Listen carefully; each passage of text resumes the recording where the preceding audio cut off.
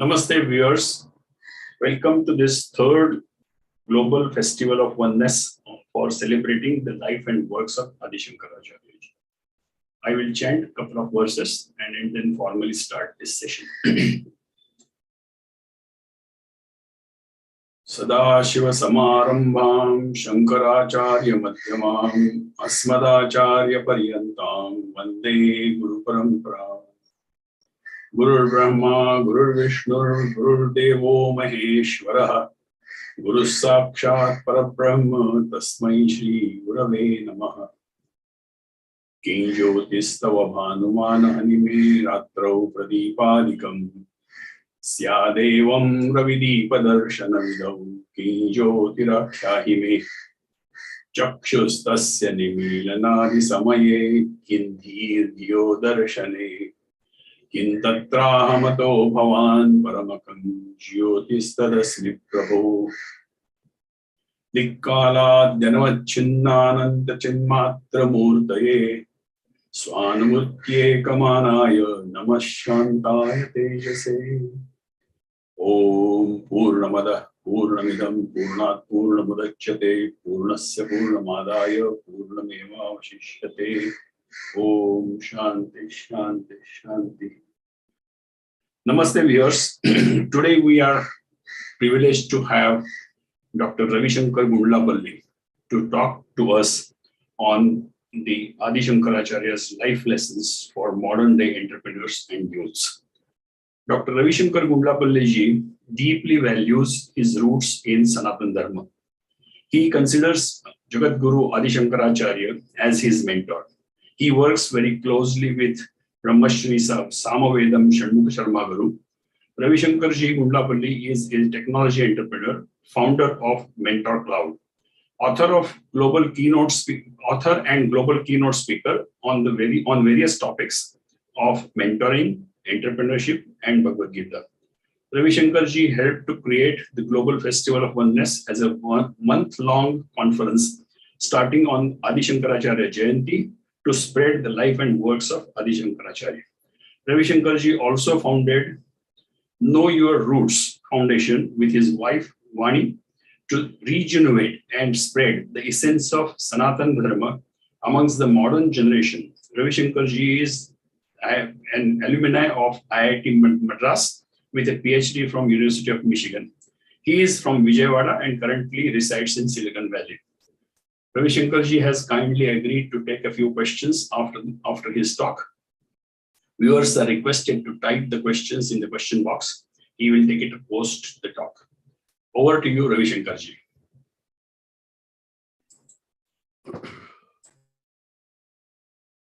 Shankaram Shankaracharyam Keshavam Badarayanam Sutra Bhashya Krutam Vande Bhagavantau Punah Punaha. Namaste everyone. Thank you Indica Moksha for this wonderful opportunity to share a few thoughts from those incidents in Adi Shankara's life and his works that have personally inspired me and that I believe there are lots of lessons to learn. Sorry, Ravi Garu, for interrupting. Kotir, yeah. Now it's okay. Yeah, please continue. Once again, namaste everyone, and thank you to Indica Moksha for introducing this Adi Shankara's festival to the world and year after year presenting this amazing conference. When we started in 2020, I just wanted to quickly recap the goals with which we started this. It was to celebrate the life and works of Shankara, to catalyze global awareness, and to create curiosity among seekers to learn more. Because today, not many young people know exactly who Adi Shankara is. They may have heard about some of his works. They may be chanting some of his stotras, but knowing Adi Shankara in his entirety is something that is yet to reach the billions of people around the world. So I just want to start by thanking Indica Moksha team for making this festival happen and inviting me to share my thoughts today. So what is my inspiration for Adi Shankara? Thank you, Sanjeev ji, for the kind introduction. I describe Adi Shankara as my role model and my mentor. Okay.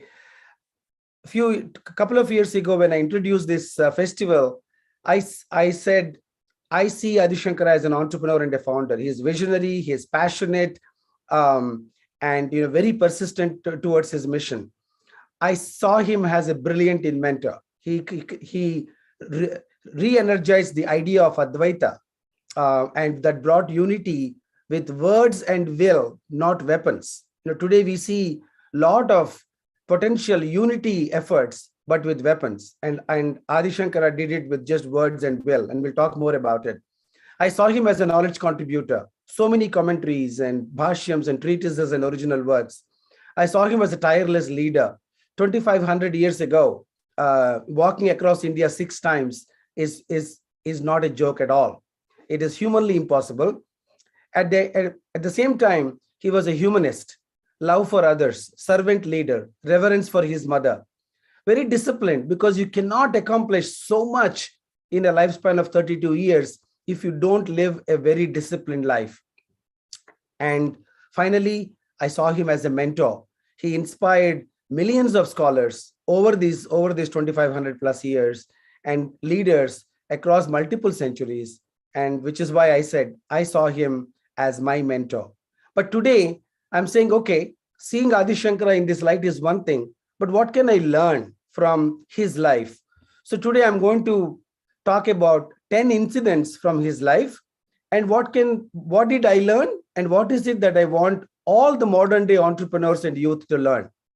And many of these incidents are fairly well known. For example, at a very young age, Adi Shankara took the sanyasa to launch his mission. Everybody knows that, and we'll talk more exactly what can we learn from that incident. He walked 1,500 kilometers, to almost close to 1,000 miles to search his guru. He gave an incredibly creative response when someone, a voice from inside the cave, said, "Who are you?" He won debates across the country. He had this monumental debate with Mandana Misr. Now, throughout this festival, you heard different aspects of this particular life incidents and works of Adi Shankara. So I won't go into the details of exactly what happened that day. And those of you who don't know anything about this monumental debate with Mandana Misr, this is what I mean by create curiosity. Go learn. Find out exactly what the debate was all about. Everything is so incredibly recorded in history. And there have been talks on this festival expanding on this particular debate. He produced so many works. We are celebrating this month-long festival because there's so much to expand on and reflect on and learn. He walked across the expanse of Bharath, the India country, 6 times, up and down to achieve his mission. Everybody knows about that. It's called the Shankar Digvijay Yatra. And also the episode with Chandala, the so-called untouchable that Adi Shankara got to face one day, and what happened in that incident. All these incidents are well recorded. There are talks, thousands of them on YouTube. So if there is one thing, become curious. Young people, entrepreneurs, anyone. This is the life to be celebrated all over the world. And the more you become curious, the more you will become even more curious to learn. Then we have the extemporaneous Kanakadhara Stothram, when he went to an old lady's house for his morning bhiksha and saw the utter poverty that she was in, and what did he do out of compassion. And lastly, he established 4 mathams in the 4 corners of India. Everybody knows about these 10 different aspects. What I'm going to do today is take each one of them and why I was inspired by that incident, and what is the lesson from that particular incident, which is why with the name of Adi Shankara, a stotram that I chant, that he has written, always brings the so-called joyful tears, because he has personally touched me in every aspect of my life, and this is what I want to share today. So let's start with this very first incident, when he took sannyasa at a very young age.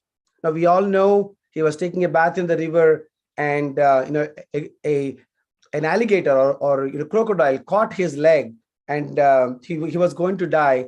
And his mother, he was asking his mother, allow me to take sannyasa at this young age, otherwise I'm going to die. His mother said, yes, I accept. And then the crocodile supposedly has left his leg, and then Adi Shankara took the sannyasa on his mission.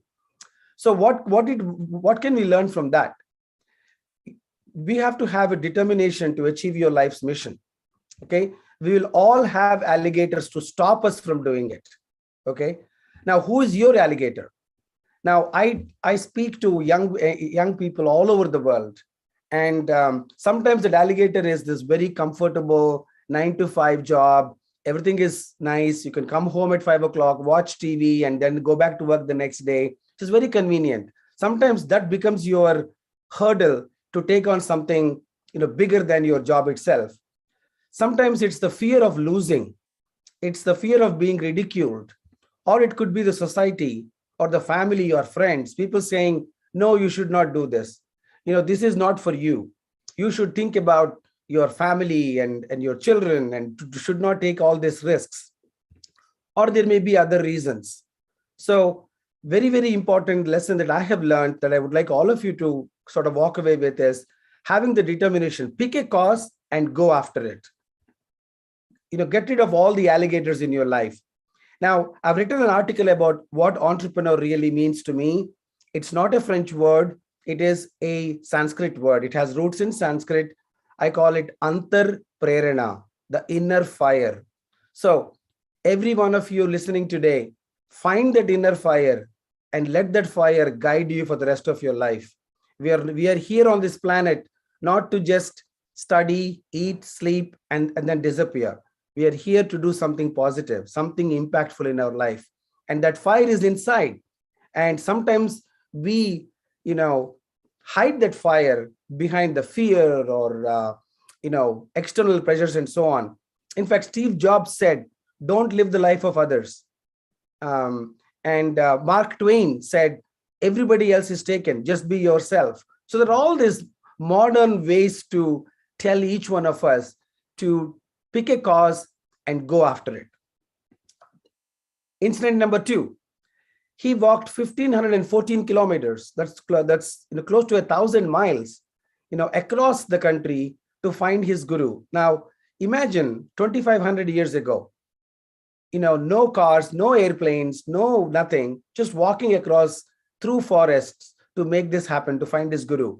Now, the actual incident is he found the guru. He was inside a cave. His guru was actually, meditating in the cave, and that cave still exists. You see the picture here in near Omkareshwar. So what did I learn? Having a mentor is so important. The company I founded is Mentor Cloud. The book I wrote is The Art of Mentoring. So every one of you today, find your mentor or mentors. Surround yourself with what I call your personal board of mentors, who really cares for you and your success, who guides you in the right direction. That's exactly what Govindapad did. Told Adi Shankara, his young disciple, what he should do next. Accepted him as his mentee/disciple, who can open new doors. That's what Govindapad did. He said, Shankara, the next job for you is to go to the city of Varanasi and start sharing your wisdom. And those of you that are interested, my book is available. I'm happy to send you a free copy. So you can go to our website, but learn the art of mentoring and find and engage with suitable mentors from today. Because when you find the right mentors, you can accelerate towards your goals. You can accelerate your learning versus you sitting in a room and just reading books and watching videos. You can accelerate it when you have a human who cares for you and opens your thinking and possibilities. When Adi Shankara reached the cave, I told you the guru was inside, and guru from inside asked, who are you? And that led Adi Shankara's fantastic response. Mano buddhya hankara chitta ninaham na cha srotra jihve na cha grana netre na chavyoma bhumi na tejo na vayu chidananda rupaha shivoham shivoham. What a thoughtful response to this. Most people would say, sir, I'm Adi Shankara. Adi Shankara who? I am coming from so and so place. Why did you come? All these questions would have come. It's unnecessary conversation. But Adi Shankara gives this brilliant response. I am neither the mind, nor the intellect, nor the ego, nor the mind. I am existence absolute. Now, this is called Nirvana Shatakam. There are 6 verses, and I've given a link here. So every one of you go and read this. Now, what did I learn from it? Build the right message for yourself and your company and your career. Today at Mentor Cloud, we work regularly to figure out what is it. Are we the mentoring platform? Are we the technology platform? Who are we? Because just saying I am Ravi and this is not as powerful as making your message about the cause. And that's what I learned from this. When somebody asks next time, who are you? Don't just give your name and your degrees and your skills, because your message and your story is more important than who you are. Let the world be intrigued by your mission. Let them find out who is this person who has such a crazy mission. Today, when somebody comes to me and said, I am on a mission to impact 100 million people with mentoring, they don't need to know my name. They will ask me eventually. So remember, let your audience be intrigued by what you're after, and then the details can follow. So this is what I learned from this fantastic Nirvana Shatakam incident when his guru asked him, who are you? And when he heard such a beautiful response, what did Govindapada do? Came out of the cave and said, Shankara, I accept you as my disciple. And that changed history forever. Number 4, everybody knows he has won multiple debates across India. Now, Adi Shankara took the route of a non-violent approach to unity. He went to every town and said, okay, at that time, there were 70 plus different ways of life. Some people call it religion, some people call it, spirituality, but there were 70 different ways. People were fighting. They were saying, this God is better than the other. Somebody said you don't have to even pray to a God at all. You just have to meditate. And somebody said you have to be in the forest. So many different ways. India was in a chaos. He came and said, okay, there is only one way, oneness, Advaita. And did he use weapons? No. He just said, okay, let's have a debate, a conversation. And if you win, I will convert to your way of living. If I win, you should follow me and my way of living. What a simple principle, simple principle. Now, today, when you want to, captivate the world, I call it, entrepreneurs, we have this thing called the go-to-market strategy. Now, whether you are a working professional, working for an organization, you should consider yourself as an entrepreneur, because you are the entrepreneur of your own life. Okay, entrepreneur does not mean you start your own company, you have your own business. It is definitely the case, but you can take your life and consider it as your entrepreneurial venture. So what's your go-to-market strategy? Adi Shankara's was debating. Okay, how do I bring this concept of Advaita to unify the world? Now, you will get lots of no's. Now, in Adi Shankara's case, he won all the debates. That's just, brilliant. If only I could get a yes from every customer I talk to, that will be amazing. But that's not the case in the real world.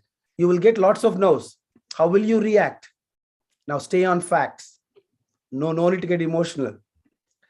You have to be willing to learn and pivot along the way. So when you are, going on your journey, when you get a no, you should say, what can I learn from it? Because it's not about you. Again, if you study Adi Shankara's works, he expands this concept of, the so-called oneness, or the mistake we all do called adhyasa, thinking that you and your body are the same. The driver and the car being the same, they are not the same. And you can learn more about it. So know in my mind is next one, or knowledge. Now, I put Sadhguru's picture here because he changed my mindset. Everybody talks about, capture the market, capture the market. Capture is such a violent word. He introduced to me the word captivate. Today, it's all about captivating the world with your mission, with your objectives, with your authenticity, with your purity, with your determination. What capture? We are seeing the perils of capturing, one country capturing the other. Our Sanatana Dharma, the heritage of India, we have never captured anyone. There's no need to. We have captivated the world. People came from all over the world to study in India. No need to capture anyone. So captivate the world with a fantastic message. Now, it's very, very important to turn every interaction and incident into something positive, because one of my good friends and my mentors, Rajesh, tells me this: every incident, there are two outcomes. Either you get the outcome that you're expecting, or you learn something from it. So there really no other outcome. Either you get what you want, or you learn something from it. So that's what you should look at every incident in our life. Now, the monumental debate with Mandana Misra. Again, Adi Shankara was told there is this Pandit in this town, Mahishmati, and you have to go and win over him. And again, you can learn more about the debate. And we have actually a talk by Sri Venkatraman about the debating principles he uses from Adi Shankara's life in Supreme Court today. There is so much written about the debating philosophy. So when this debate was going on, the two sort of debaters were given two fresh garlands of flowers. Both had the garlands, and Ubhaya Bharati, the woman who was the judge. He was one of the debater's wife. Now, the reason she actually had those two garlands were that whichever garland becomes weaker or less fragrant is the loser. I mean, it was just amazing. Now, what happens is when you are in a debate or any conversation, when you get emotional, when you get angry, your body's temperature increases. This is one way to look at it. And because of that, the flowers can become, less fragrant over time. So I encourage all of you, and I try to practice that myself, to be a calm, assertive, and a confident leader. Because when you're calm, your brain works better. It's exactly what Adi Shankara did. If the history says Mandana Misra was getting very anxious because he was not winning it. His arguments were not going through. Now, we can also communicate better when we are calm. And Adi Shankara was very confident, very calm, very assertive. And we also listen better. Now, 2 weeks ago, I was in Vancouver at the TED 2022, and I saw this picture on the wall. The quieter you become, the more you can hear. That's exactly what I'm sure Adi Shankara did. Today, when you're running organizations or when you're running teams, be a great listener, be that calm listener, and learn what is being said. Because when you're speaking, you're not hearing. It's just impossible. Our brain doesn't work that way. And interestingly, the word listen, if you shift all the letters, it actually spells silent too. So be that silent listener and be that calm, assertive, and confident leader. That's what we can learn from this. When you're calm, your body temperature is also normal, and your reaction is much more mature and balanced. Producing so many original works, Bhagavad Gita Bhashyam, Sivananda Lahari, Saundarya Lahari. Now, those of you who are not from the Indian heritage, the number of works that Adi Shankara created in a matter of 32 years is just mind-boggling. So I encourage every one of you to write, to speak, to tweet, or to CoE. I recently got introduced to CoE. Share your thoughts. Get your thoughts out. It doesn't have to be perfect. Perfection happens over time. And I believe wisdom, when you share it, it gets amplified. It gets purified in your own mind. Here is one of those things that there are only few things in life that when you share, it still stays with you and grows on you. That's wisdom and love, and of course a joke. Every time you say a joke again, you laugh and other people laugh too. Wisdom is like that. When you teach and share it and share it and share it, it gets clearer and clearer in your head, and you still keep it. So my recommendation to all of you is be a mentor for at least one human being. Share what you know with them. And even if one human gets inspired by a wise insight from you or from your life experience, that's real impact. We are here to make impact. We're not here to just have a party and then disappear, right? So it's amazing that Adi Shankara has created so many original works in a lifespan of 32 years. Number 7, walking across the country of Bharath 6 times. Now this is walking, guys, 2,500 years ago. It is frequently referred to as the Shankara Digvijaya Yatra. And this was the Bharat in those days. The entire region of Afghanistan and Pakistan and parts of Turkey and Asia was all considered the land of Bharat. And Adi Shankara walked across to pursue his life's mission of oneness. And so as entrepreneurs, as young people, we have to be persistent and stay the course. Cannot give up in the middle, right? That's what Adi Shankara did. It's not humanly possible to walk across this massive land 6 times, meeting people, winning debates, and then continuing to write treatises, original works, showing compassion. That shows that his persistence is something that we can learn from, and staying the course is very important. And of course, you cannot do it alone. You have to continuously build a great team around you, whether it is Indica Moksha, whether it is Mental Cloud, or whether it is any massive mission that you have taken up. You need a team around you. And again, another role model of mine, Swami Vivekananda's favorite quote or famous quote is, "Arise, awake, and stop not till the goal is reached." Same thing. Be persistent. Stay the course. It won't be easy. And if it's easy, everybody will do it. Remember this. If it's easy, everybody will do it. But you want to do some things that everybody is not, willing to take that risk. Work hard and do it. Such people will, live on for a long, long time, and their work will continue to inspire for generations, which is essentially what Adi Shankara's life tells us. Number 8, the story is this: the episodic interaction. Adi Shankara was once going on his morning bhiksha and the tour, and he comes across a untouchable with dogs, and he asks him to move away. He says, "Hey, I am the learned person, and please make way for me." And this person asks, "Who should move? Me, this body, or the soul inside me?"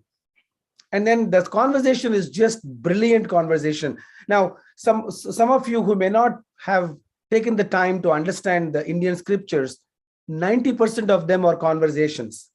Whether it is Yoga Vasishtam, whether it is Bhagavad Gita, whether it's Uddhava Gita, or these are all conversations. Wisdom is shared and revealed during conversations. Every one of you should have good conversations week after week. Not only about politics, not about movies. Find someone that you don't work with every day and have a conversation. They had a great conversation. Go find out. What you see in the movies is sort of a cinematic version of this, but in reality, they actually had a conversation. The Chandala asked Adi Shankara, "Who should move? Me, this body, or the person, the Atma inside me, the soul inside me, right? Should the car move or the driver move, or the car with the driver in it, right? That's the analogy. So he was very humble. He said, my God, this is amazing. Who should move? They had a conversation. So it's a lesson that I have learned that I would like all of you to take away is be humble and always be ready to correct ourselves. Nothing wrong to be wrong at times. I have been wrong, launching the Mental Cloud company.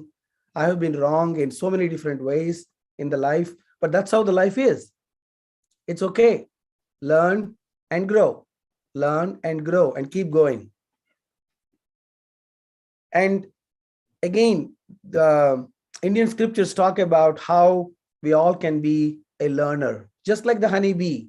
The honeybee goes around, whether the flower is on the floor, on the ground, or whether the flower is part of a beautiful garden. It picks up the honey and walks away. Doesn't care about the thorns around the flower. So be willing to learn from anyone. Adi Shankara did exactly that. He learned so much from that interaction, and you can read up and learn more about it. Now, today we talk about DEI, diversity, equity, and inclusion. Now, skin color doesn't matter. Martin Luther King said, judge a human not by the color of the skin, but by the strength of the character. These are all things that came from Adi Shankara's way of looking at life. Skin color doesn't matter. Looks don't matter. What matters is the soul within us, the human within us, and the message or the wisdom that we carry with us. That's what matters. Today, when organizations are struggling to make their workplaces diverse, have equity, and include everybody, that's what it is. We have to get beyond the color of the skin, beyond the looks of people, but look at the humanness, look at the wisdom that each of us, every person in the workplace or in society brings to create a more harmonious place. It's extremely important to understand this aspect of the Indian heritage. It is respecting everybody for who they are, because that is how a society operates, that everybody has a role to play. They may not look the same, they may not act the same, they may not speak the same, but everybody has a role to play to make the society thrive. Even if you take a simple temple, for example, there are people who do the daily rituals inside the sanctum sanctorum. There are people who keep the temple functioning from a financial perspective. There are people who to make the temple look clean.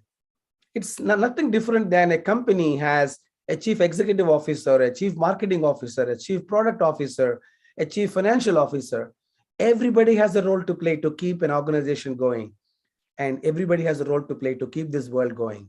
So we have to be humble and be willing to correct ourselves in case we come across a concept that is really not right. And we all know at a very young age, Adi Shankara went on his daily morning bhiksha, went to this old lady's house and said, Bhavati Bhiksham Dehi, please give me some food. And the old lady was extremely poor. She didn't have anything. She only had what's called a gooseberry. And that's what she offered him. And Shankara was moved by that, right?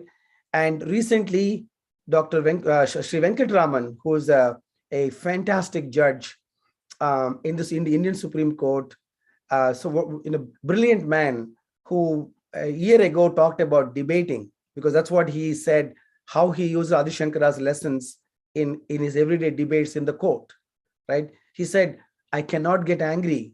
I cannot afford to get angry because then I lose. So he talked about the lessons he learned from Adi Shankara's debating philosophy. And a couple of weeks ago, he talked about compassion. And he defined compassion is not pity. Pity is somebody somewhere is hurting. I'll just feel bad and move on. Somebody even closer, you feel sympathetic. Somebody even closer, you understand. But he said, compassion is beyond all of that.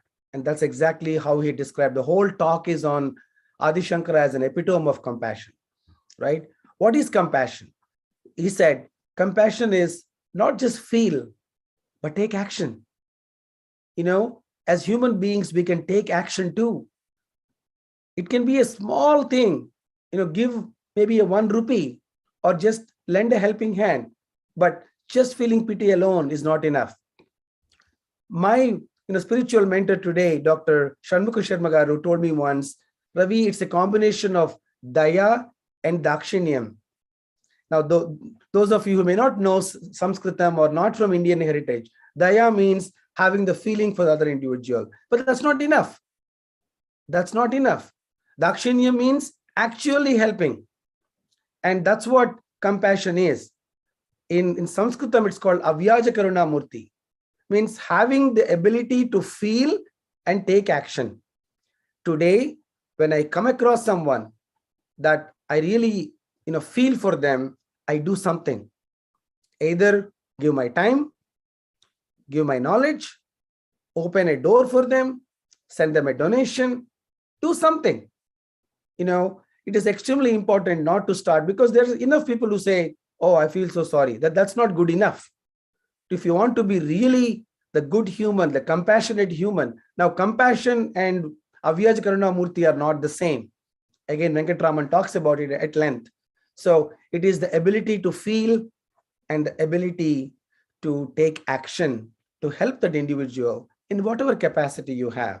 That's what I've learned from this. Having true compassion for fellow human beings and helping in whatever way I can. And I hope all of you will do the same as well. Next time, when you see someone in need, feel and do. And lastly, he established 4 mathams. I call them CoEs, the centers of excellence. And the Joshi Math in the north, to Dwarka Math in the west, the Puri Matham. So Matham is an institution. Think of it as a university, as a place for knowledge to be collected and disseminated. And the Sringeri Matham in the south. Look at the thinking. Thousands of years ago, 4 corners of the country, north, west, south, east. That shows a vision. That shows that he had a plan or a vision to let his mission outlast his own life. That's what companies should do today. Build a leadership team, mentor them, and make sure that the mission, the company that you are running, outlasts you. There are companies like Merck Group and Marriott International, Infosys and Tatas and Birlas, all these great companies. Why do they survive generation after generation? It's because of being able to build that leadership team. And sometimes people refer to as succession planning. You should plan your succession. Most families do it within their family, but doing it at an organizational level, doing it at a national level is just incredibly inspiring to me. And you can learn more about how he took the people from the north and made them the heads of the math in the south. How he took people from Dwaraka and made them the heads of the matham in Puri. He knew that you had to cross-pollinate to bring people from across the country to create the diversity and inclusive leadership. It's just brilliant, brilliant. And the establishing of the 4 mathams, and I'm sure there is a talk on this particular topic. On the east, it was called the Govardhana Pitham, and the vision or the so-called Mahavakya. Now, every company has vision, has a vision statement. In the east, it was consciousness is Brahman, Prajnanam Brahma. In the south, in Sringeri, it was I am Brahman, Aham Brahmasmi, Tattvamasi, I am Atma Brahma. Look at this. Every matham had a leader, and all the 4 leaders. Again, there are talks about his disciples, Padmapada, Sureshwaracharya, Hasta Malakacharya, and Totakacharya. 4 mentees, 4 disciples. He gave them each a mission statement, gave them each one Veda. Now, there are 4 Vedas that Indian heritage is proud to offer to the world: the Rig Veda, the Yajur Veda, the Sama Veda, and Atharva Veda. So he gave a mission statement to all of them. He told them which Veda, which Sampradaya, means which tradition to follow for that particular matam. And then today, thousands of years later, these institutions are standing strong, standing so strong, continuing the work of this Advaita, the oneness. And there is a lot more to do, but the idea of doing this so many thousands of years ago is something that we can learn from. Build a leadership team, mentor them, and let your mission outlast you, because we are not permanent. Adi Shankara also ended his avatar. Everybody has to go one day, but let your work continue. So let me quickly recap and we'll take some questions. So the story of the alligator taught me, and I hope you walk away with the same insight and lesson, to have determination. Don't let the alligators hold you back. There are lots of alligators, my friends, that will hold you back. Whether you are going to college today, whether you have just graduated and about to start your job, whether you are an entrepreneur, social entrepreneur, retired, doesn't matter. Live your life with a specific purpose and don't let anyone stop you. Number 2, his journey to find his guru. Find your mentor. Find out who can accelerate your mission, accelerate your own career goals and life goals, and have a clear messaging. And there are so many books, so many coaches teaching how to message. I go through refining my message, regularly. When people ask me, what do I do? And people ask, what does Mentor Cloud do? Very important to message it. And I shared a short, verse from the Nirvana Shatakam that Shankara replied. And when his guru asked from the inside, who are you? The mentor has to walk towards you. There's a beautiful video by Indra Nooyi, the former chairman and CEO of Pepsi. She said, be the best mentee that mentors go after you. And there's a whole YouTube video where she talks about how mentors, executives across Pepsi came looking for her to mentor her, to really develop her into the chairman and the CEO that she is today. That's all because of how you attract them. That's what Govindapada did. He walked out from the cave. I found my mentee. I found my disciple. Now captivate the world, not capture. Capture is not part of a Sanatana Dharma. It should not be part of any Dharma. This is a completely alien concept to where we all come from. And that's the true Sanatana Dharma, is to captivate the world. Let the world get attracted. Be that magnet, not capture. That's very, violent word. Thanks to Sadhguru for introducing this new word into my vocabulary. And we talked about debating, how to be that calm, assertive, and confident leader, so that when we are calm, we can listen better, communicate better, and also lead better.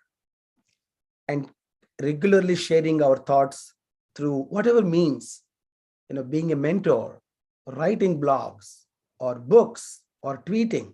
Share your wisdom, because you're not going to take it with you when you leave. It's going to go underground or into ashes. That's what I tell in my talks here. So your wisdom might as well share it, right? And be persistent, stay the course. I talked about Adi Shankara's, six times walking across the country, 3 round trips, as they say. Staying the course, overcoming obstacles, overcoming hurdles, being disciplined, and being persistent, because persistence is what creates great movements, great organizations, and great lives that become the role models for others.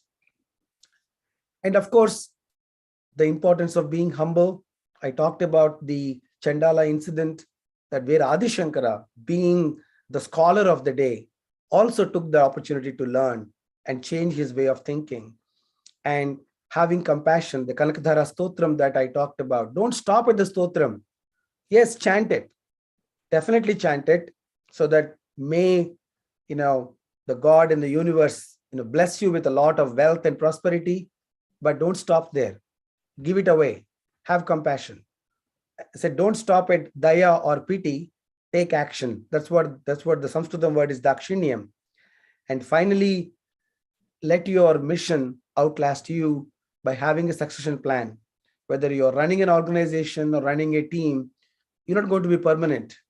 And we can learn from Adi Shankara how he has established these 4 institutions with a clear mission statement, with a clear leader, a methodology, and a process that has survived thousands of years. And these institutions, my friends, they still exist even today. You can go to India and go to the Joshi Mutt or the Puri Mutt or the Dwarka Mutt or Sringeri Mutt. It's unbelievable how these institutions have, stood over time. India has been conquered, occupied, wars, temples have been burnt, libraries have been burnt. The Nalanda library is supposed to have burnt for years. Still, the wisdom remains. The institutions have remained. The essence of Sanatana Dharma has remained. The soul has remained. It's because Adi Shankara has established this very powerful Guru Sishya Parampara, human to human, which is the essence of what I do today. Because anything can be destroyed, but not what's in our mind.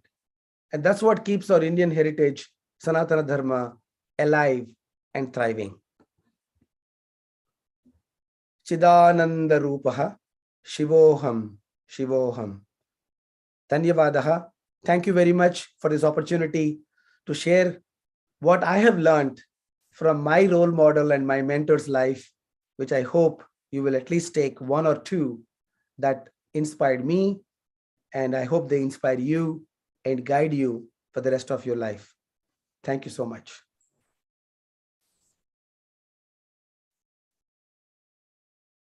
I'm ready for questions. Thank you, Raviji. I don't know about the other viewers, but I was definitely captivated. No question about it. It was fantastic. It's a modern day 10 commandments for the purpose of entrepreneurs who wish to be entrepreneurs. I didn't think of the 10. I actually resisted that quote of 10 commandments because we are on a different plane. So, but then for the purpose of understanding better is okay. But those are 10 commandments for the purpose of an effective, not only entrepreneurial life, but life as a whole. Leave this space better than what you found it is his underlying message. Yes, if you find something objectionable, okay, cure it there and then. With compassion. Fantastic. I will take this. Thank you so much, Sanjeev ji. The fact that you said 10 commandments, I will make it 11.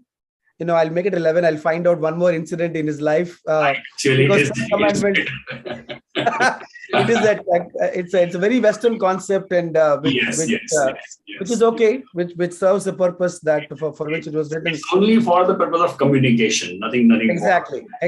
So I'm going to make it 11. And I will make sure I add in the comments. But there are a few questions. The name of my book is The Art of Mentoring. You can go to mentorcloud.com and download it, or I can have the teams send it to you.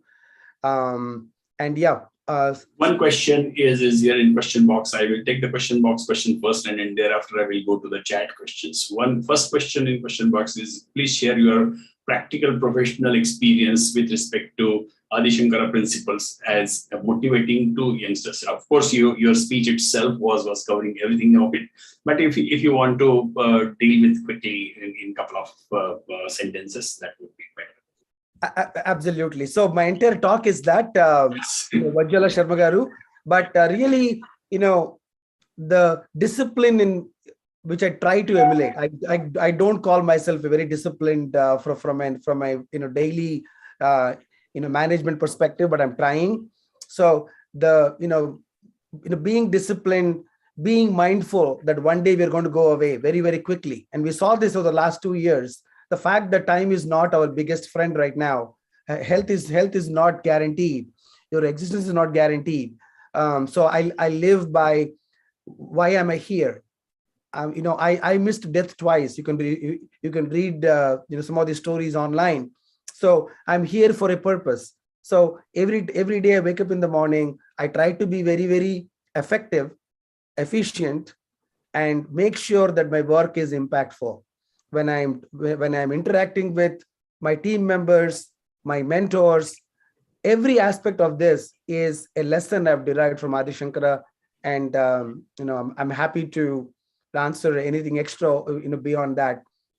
Srinivas Rao Garu talked about, yes, I wouldn't call it commandments. It was never a commandment. Indian heritage is not about commandment. Nobody tells us what to do. That's the only reason why, in spite of attacks and wars, and India remains, because we decide what we do. It is a heritage completely out of introspection. We have 300 million gods. What a beautiful concept that is. Everybody is a god. A tiger is a god. A stone is a god. So you can destroy temples. I mean, we don't want to. I have a whole project on preserving and rejuvenating our temples. But the reason the heritage survived 10,000 years is because it's in the soul and the heart and the minds of people. So we'll find a new word, Srinivas Rao Garu. I'll find something. But Srinivas Garu's question is on what is the role of Vedantic literature in the process of those 11 sutras. He has given some alternative names, 11 sutras. If those are 11 sutras or 10 sutras, what role has Vedantic literature to play in formulation and execution of 11 sutras? Perhaps that's his question. Absolutely. In fact, the sutras is a very good word. Well, one of the bhashyams that Adi Shankara wrote is a bhashyam on Brahma Sutras, and Brahma Sutras are just unbelievable. Whoever those of you who publish articles, there's something called abstract. When Einstein produced his paper, his abstract was E = mc squared. That's it. And everybody thought, oh my God, the shortest abstract that everybody ever written. But Adi Shankara has written, or the Vedic literature has written this, abstracts called Brahma Sutras. The first one is, Tato Brahma Jignasa. That's all, 7 or 8 letters. Tato means then. Brahma Jignasa means the search for the ultimate truth begins. Okay. Then means what? After what? There's a whole process of, going beyond our senses, beyond ourselves, beyond this world. Tato means then. Brahma Jignasa means begins. So Vedic literature is filled with these sutras for us to draw from, for us to reflect. And the pity of today's world, which is what the Indica Moksha and myself and all of us are trying to do, is to bring this thinking back into our regular education. This is not about God. This is about living your life to the full potential. So Vedic literature is riddled with stories and sutras. One of our oldest social reformers and authors, Veda Vyasa, has given us so much treasures because it was not documented. So he documented the Vedas. Then he said, what? Nobody may take time to read the Vedas. He created 18 Puranas. Then he created the Bhagavatam. So there are many, many aspects of Indian scriptures. You just have to pick one and you can live the entire life drawing from it and never feel short of sutras and sort of, guiding lessons. One technical question, I think everybody knows, but maybe, could you please clarify the timeline of Shankara? Is it 2,500 years before, or it is something different than that? Yes. Honestly, this is something I need to resolve in the world. There's no reason to fight over it, but there are two schools of thought. Who was asking the question?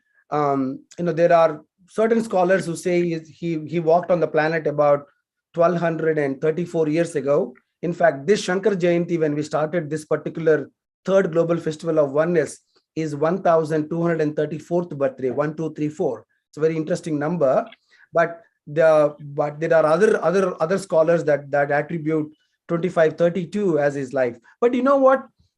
It's really not. Yeah, who cares, right? And recently I was giving a talk Did Krishna really talk to Arjuna? Did that really happen? I mean, in the middle of a war, can Lord Krishna give the mentor, give a message of 770 verses to Arjuna? I told this person, why do you care? That is a debate for another day. Go figure out what he said and learn from it and enhance your life. Don't get stuck in this ideological debates. It's fun. Spend 5 minutes and move on. Now, so there is a debate. I hope in my life I can try and resolve it. It's been one of those things but it does not matter. Learn, but the documentation of his life is accepted. There is something called Madhavi Shankara Vijayam, and there are many Shankara Vijayams. So nobody argues about the life and works of Adi Shankara. So let's focus on that. Yes. So take home is most important rather than the timing. Yeah, it doesn't matter. And you described take home in a fantastic way, taking the incidents in the life of Adi Shankara. Thank you, Ravishankar ji. Thank you, and God bless you in your future journey. Thanks a lot. I think we are done with the questions. Absolutely. Thank you all for the opportunity. There will be a recording of this, but thank you, Indica Moksha, for this wonderful opportunity. Namaste. Namaste.